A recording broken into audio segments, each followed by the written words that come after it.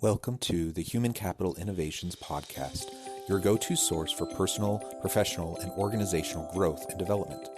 We hope you tune in often for all things people management, organizational development and change, organizational leadership, and social impact related. Maximize your personal and organizational potential with Human Capital Innovations Podcast.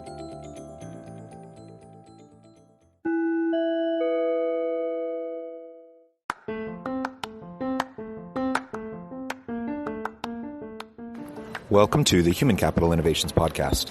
In this HCI podcast episode, I talk with Terry B. McDougall about the hurdles and blind spots leaders face when encouraging innovation and productivity in their teams and organizations.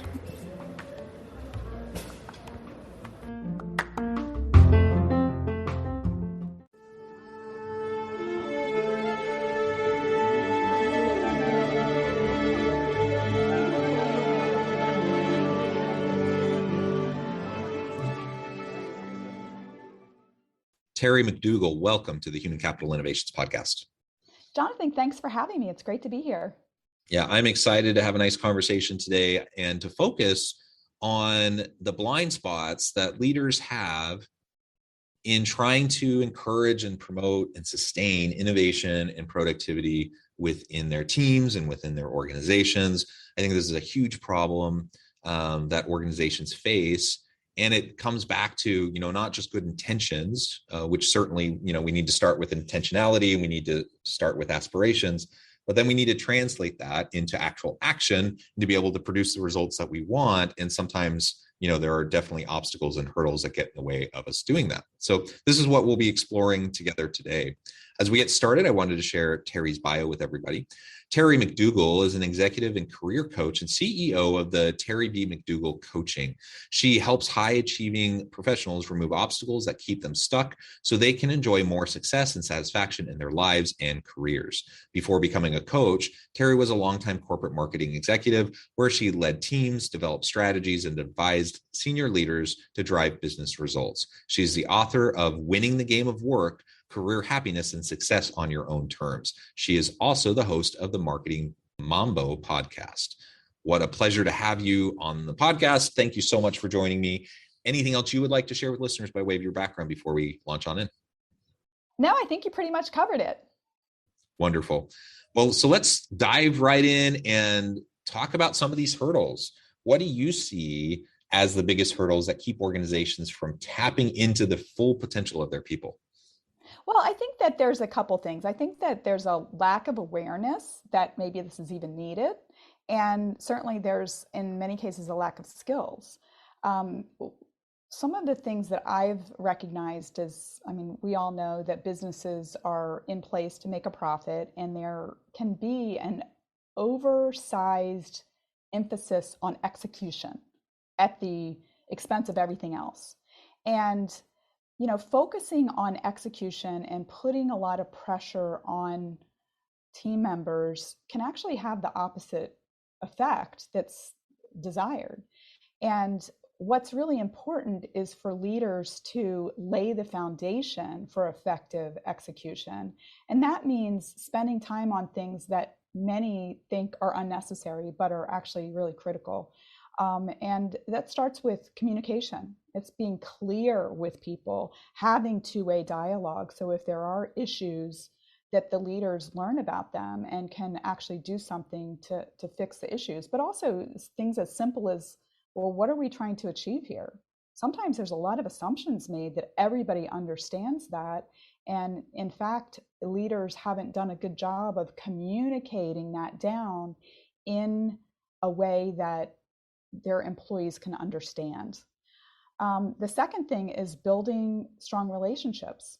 When there are relationships and productive relationships, there's trust there. So people feel confident in taking action or stepping into uncertainty because they know and they trust the people around them that they're not going to be at risk or, all of the bad things that we think about, be embarrassed, get in trouble, get fired, be put on a PIP plan, whatever the things are that people worry about, if they're feeling insecure, they're not going to show up 100%. So it's important to make sure that those relationships are in place so there's trust there. And then the last part of that foundation is having alignment. Because again, we can make, as leaders, we can make these assumptions that, you've sat in the meetings with your other senior leaders, and we all hear through our own lens, if you will, or our own filter. And sometimes we don't check those assumptions like, well, this is what I heard. Is this what you heard? And so sometimes leaders can actually be working at cross purposes. They think that they're all doing the right thing, and from their perspective, they are, but they're maybe pulling in opposite directions because they haven't checked for alignment. And then that causes conflict. A lot of times you see this among coworkers or between departments because they haven't stepped back to say, well, why do you think that? Or why don't we put the problem on the table and figure out how we can work together to fix this problem that we share instead of playing the blame game. Yeah, I love those. And I think the foundational components that you're describing are absolutely essential. So I'm glad you highlighted that. So often we jump directly into action and implementation without understanding really these foundational pieces that set the stage and create the environment and the culture necessary to sustain ongoing, good outcomes, ongoing productivity, right? Exactly. And there's always a lot of pressure to perform and to execute, and there can be pressure to skip these really foundational steps, but typically we'll pay for it later if we don't do it. And when we can withstand the pressure or the discomfort of saying, no, I can't do it on Monday, 2 weeks from now, we'll kick it off.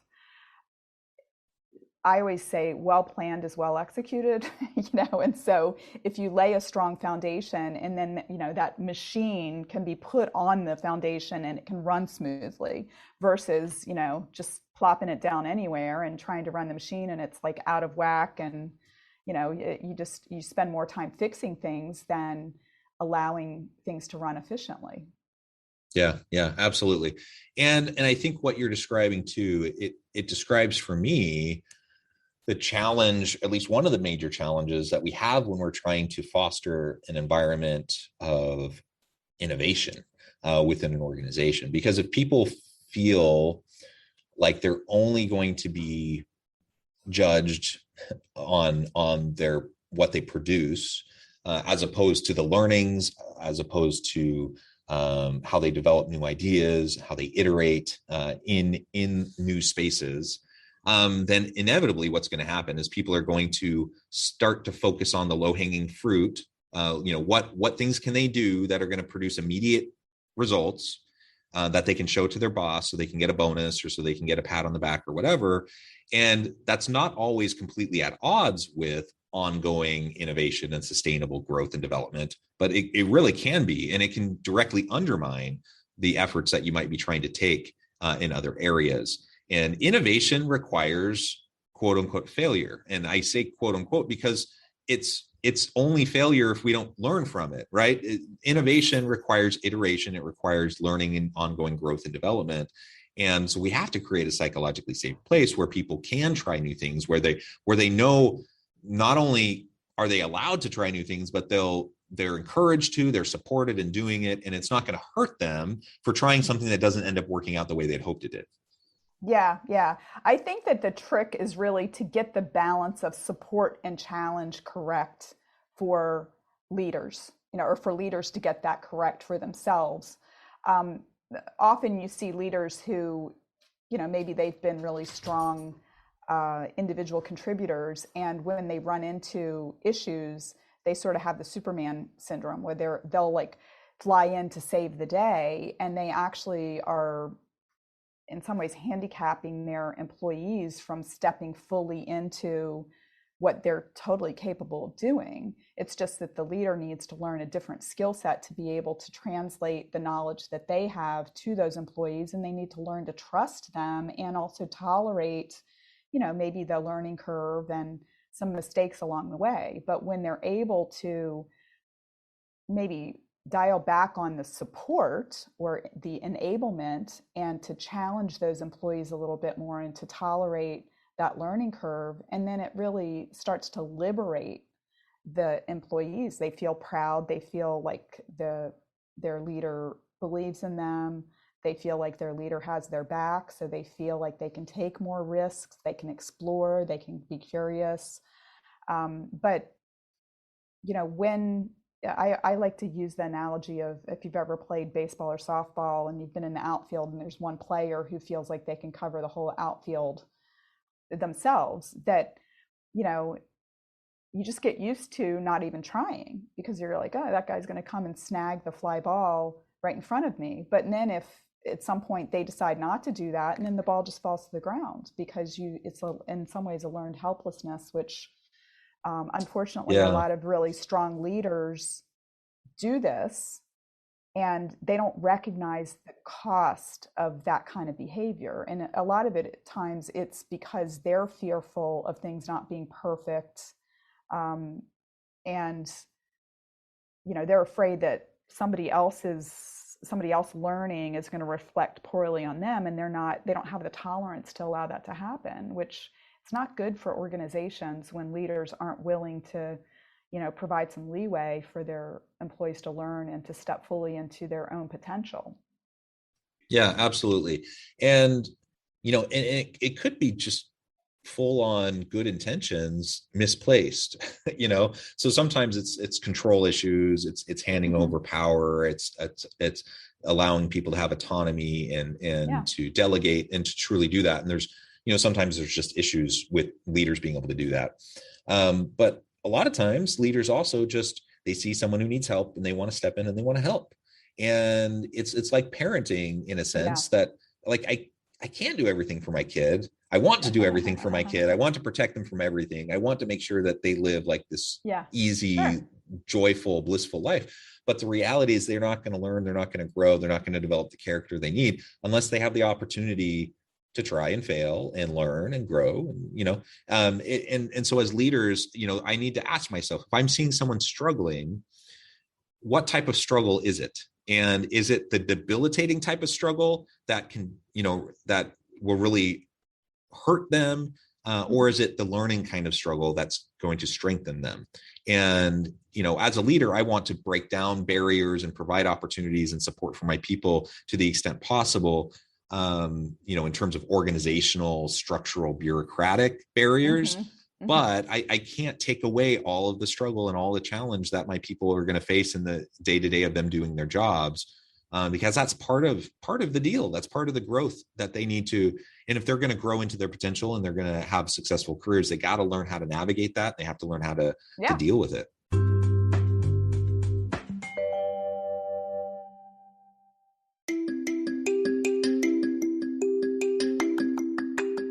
I'm excited to announce the publication of my new book from HCI Press, Bluer Than Indigo Leadership: The Journey of Becoming a Truly Remarkable Leader. Early in my adult life, I learned about an Asian proverb that translates as bluer than indigo.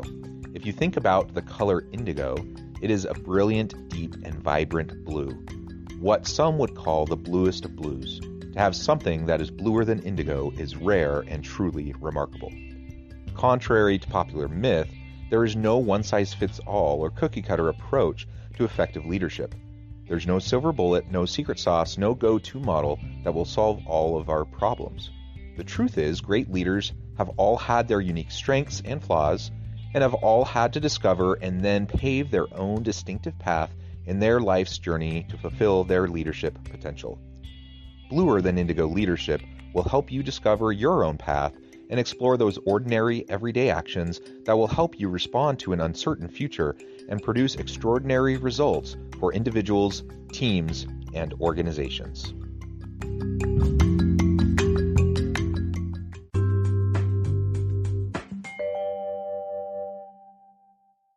Absolutely. And I think it's important for leaders to, when they feel that compulsion to go in and help or support, is to really take a beat and to say, what kind of support do they need?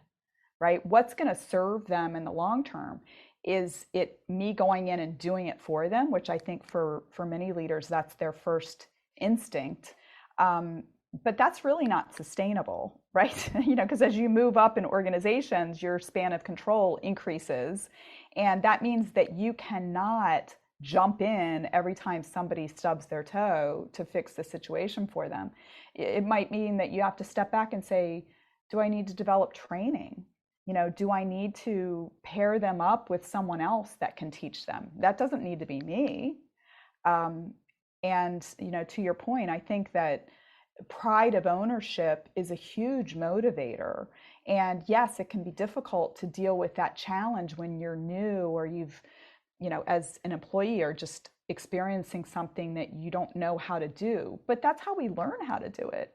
You brought up being a parent. I'm a parent of 3 children. They're pretty much grown now, but I wrote about something similar in my book, a kind of an analogy, which is that, when your children are really young, say they're like 2 years old and they're learning how to feed themselves, or, maybe even a year old, and they get more food on them than they get in their mouth, right? Like you've got the pureed peaches in the hair, and their hands are a mess, and we still allow them to learn to feed themselves because it's just part of the process. But if we expect this to be perfect, we might just go on spoon feeding them until they're 12 years old, and that doesn't help, right? You don't want to be 80 and spoon feeding your 50-year-old, right? It's I think of another example with my kids. My youngest daughter, I have 6 children, 4 girls, 2 boys. My youngest daughter, when she was a toddler, she just refused to learn how to go up and down stairs. Yeah. And what she would do, which was smart for a little toddler to do, is she would just get to the stairs and she would just scream. Mm-hmm. And then, we had other kids we were wrangling, yes, and we were like, stop the screaming. And so we would just pick her up and then carry her up or carry her down. Yeah. And she learned how to navigate without, yes, doing stairs until we, yes, finally just decided, okay, we're not going to do it. We're going to, yeah, make her do it. And she figured it out, lo and behold. Right. Yes. And it's a silly, small little example, but we see these examples all around us in life, mm-hmm, all the time. And I think most people, we talk about these silly examples with kids and we're like, yeah, you got to let kids learn how to do stuff. Yeah. But then we get into the workplace and we see an employee who doesn't know how to do something, and we don't remember, like that's how we go about developing. And so, yes, provide support. Yes, provide training. Yes, create an engaging, psychologically safe environment where people, mm-hmm, can try and fail. Yes to all of that. But then we also need to step back a little bit and allow people to just take ownership over what they're doing and to grow.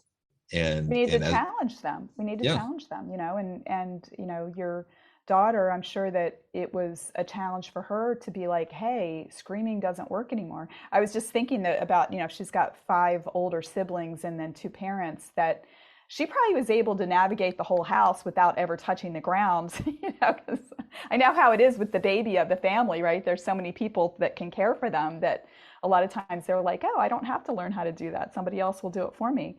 And that actually happens in the workplace a lot. And, sometimes as leaders, we can be blind to that, right? Because maybe people have learned to maybe get other people to do the things that they don't want to do.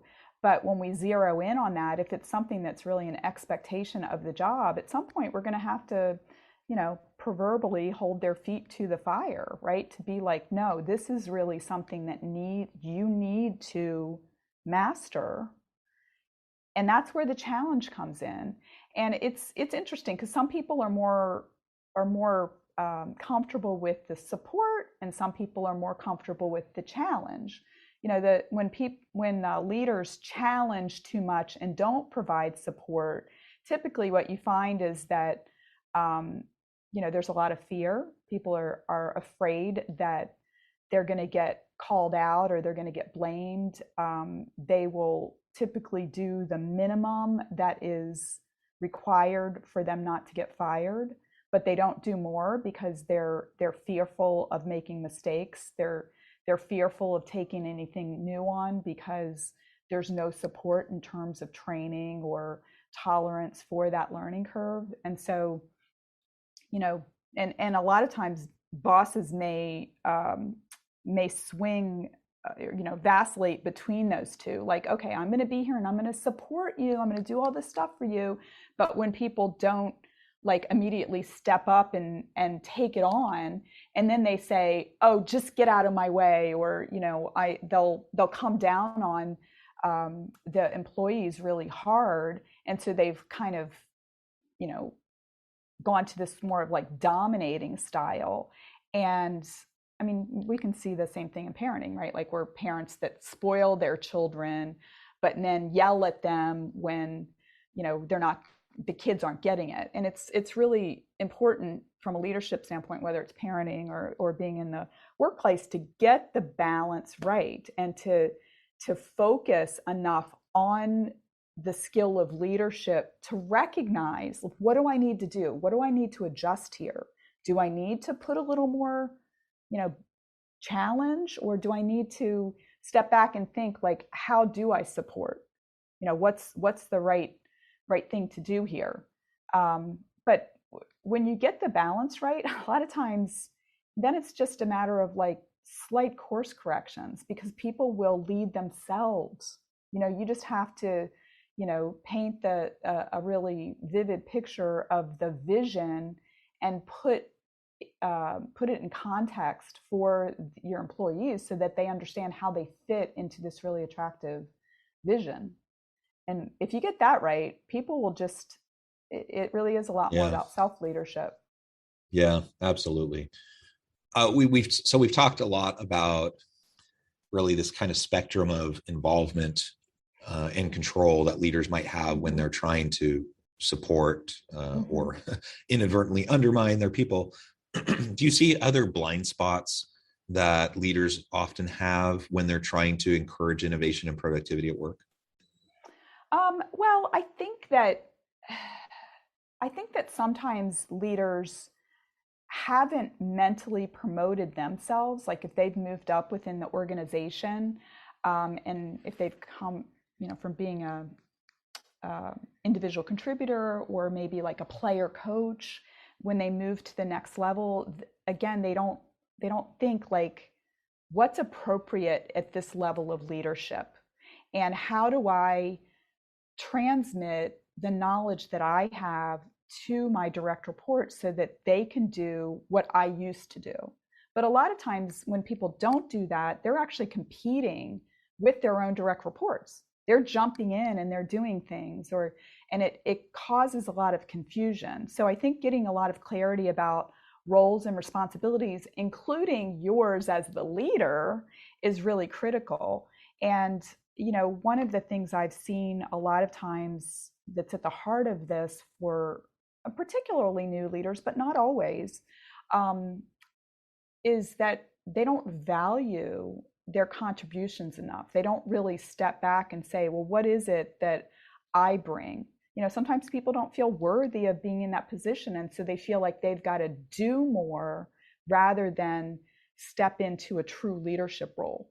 And maybe it's that they actually haven't had good role models for that, or they haven't stepped back enough to say, wow, like, my perspective or my insights is actually worth a lot to this organization.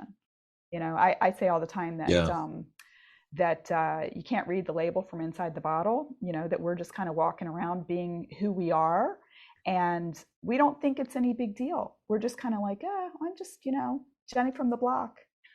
Right? Nothing special about me. But the reality is, if you have moved up, someone probably sees something special in you. And it's probably important for you to recognize what it is that is valuable and that you're bringing to the table, and lean into it believe that what you're bringing is valuable so that you can stay in your own spot and you can empower the people that work for you to also lean into their potential. I mean, that's how you tune the machine so that it moves to maximum productivity and efficiency. Yeah, yeah. And part of what you're describing there sounds like imposter syndrome. That is For sure. super common. It's interesting because you tend to have, I mean, it's a spectrum, I suppose, but I think you have some leaders that just kind of have this arrogance about them, and they just think they're the greatest things since sliced bread. Yeah, a little and then bit you have narcissism. and then you have others who don't give themselves enough credit. For sure. They're a little bit too humble, and they don't give themselves enough credit for all the things they've done, and they're probably experiencing imposter syndrome. And so there's a healthy balance between confidence and humility, and then how that translates into how you interact with your people. Well, Terry, it has been a real pleasure. I note the time, it's flown by. I want to make sure I give you an opportunity to get back to your busy day. But before we close, I wanted to give you a chance to share with listeners how they can get connected with you, find out more about your work, your book, your team, and then give us a final word on the topic for today. Yeah, sure. So people can go to my website, terrybmcdougall.com. There's a link to my calendar there if anybody wants to talk to me about one-on-one coaching, or I also do consulting with organizations to help them create more of a positive leadership environment. I am very active on LinkedIn. My handle there is Terry B. McDougall. I'd be happy to get connected with any of your listeners. My podcast is Marketing Mambo. It's on all of the podcast platforms. It also has its own website, marketingmambo.net. I just talk to a lot of super interesting people in and around the world of marketing. And then finally, my book, Winning the Game of Work, is available on Barnes & Noble and Amazon.com worldwide. And then the final word, recognize the power of true leadership. And if you have been entrusted with being a leader, really think about what your role is and lean into it. Paint that picture of where you and your team are going. Help people to understand their place within that vision, and get that balance right between support and challenge. And I think that if you're able to do that, you're going to see that you'll be able to do amazing things. Amen. Well said. Thank you so much, Terry. It has been a real pleasure. I encourage listeners to reach out, to get connected, find out more about what Terry can do for you. Check out the podcast, the book, all the many great things. And as always, I hope everyone can stay healthy and safe. They can find meaning and purpose at work each and every day. And I hope you all have a great week.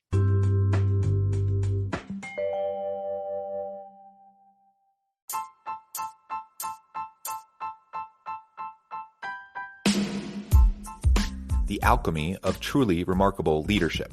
Ordinary, everyday actions that produce extraordinary results. Consider how the nature of work has shifted over the past 50 years. With increased globalization, rapid technological advancement, and the shift in economic composition, the average job of today looks very different than the average job of 50 years ago. What will the jobs and organizations of tomorrow look like?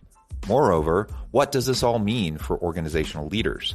What are the core competencies and capabilities of organizations and their leadership that are prepared for continued disruption and geopolitical and socioeconomic shifts?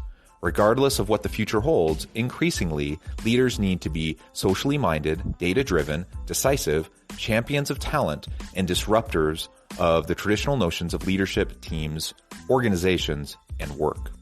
The alchemy of truly remarkable leadership will help you to explore your own leadership competencies and capabilities and consider ways to apply and implement them into your workplace and personal life.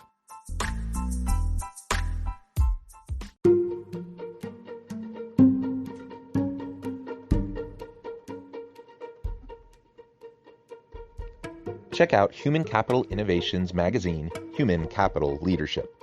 Human Capital Leadership is a free, interactive e-magazine with the mission to help individuals, leaders, and organizations find innovative approaches to maximize their human capital potential.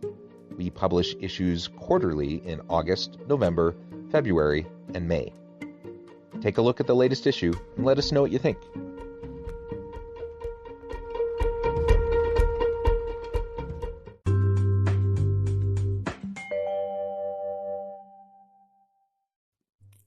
Thanks again for joining us for this episode of the Human Capital Innovations Podcast. I hope you stay healthy and safe and that you have a great week.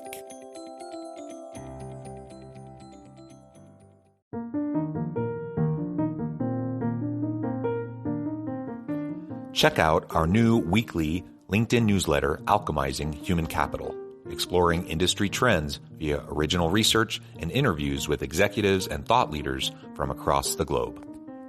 We look forward to having you join us.